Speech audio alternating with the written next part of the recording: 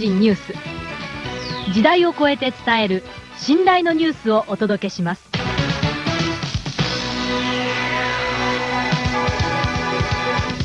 La chambre de Kanazawa de la haute cour de Nagoya a confirmé mardi la condamnation à 8 ans de prison d'un homme de 54 ans reconnu coupable de violences S commises sur sa fille alors qu'elle était mineure.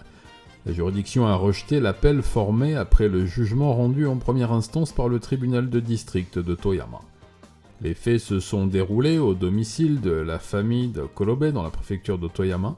Selon la décision de première instance, les agressions auraient été commises de manière répétée sur plusieurs années, entre la période du début du collège et celle de la fin du lycée de la victime.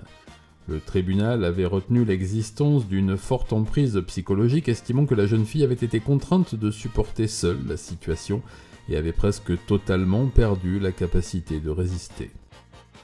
Aujourd'hui âgé de 26 ans, Fukuyama Riho témoigne publiquement depuis 2024 sous son identité réelle afin de sensibiliser l'opinion aux violences S intrafamiliales.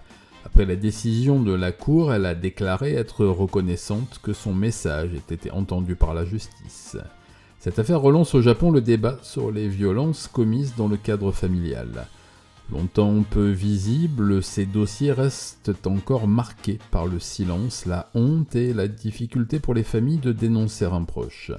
La dépendance affective, la pression familiale et la peur des conséquences sociales constituent souvent des freins majeurs à la révélation des faits.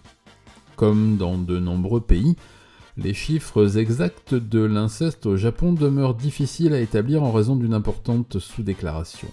Les autorités recensent chaque année plusieurs milliers de cas de maltraitance sur mineurs, incluant des violences S et des V, mais les spécialistes estiment que la réalité est plus large. Dans la majorité des situations signalées, l'auteur appartient au cercle familial très proche ou à l'entourage immédiat de l'enfant. Ces dernières années, le Japon a engagé plusieurs réformes de son droit pénal en matière d'infraction S, avec un élargissement de certaines définitions légales et une meilleure prise en compte de la notion de consentement. Des associations estiment toutefois que l'accompagnement des victimes, la prévention et la libération de la parole restent encore insuffisants.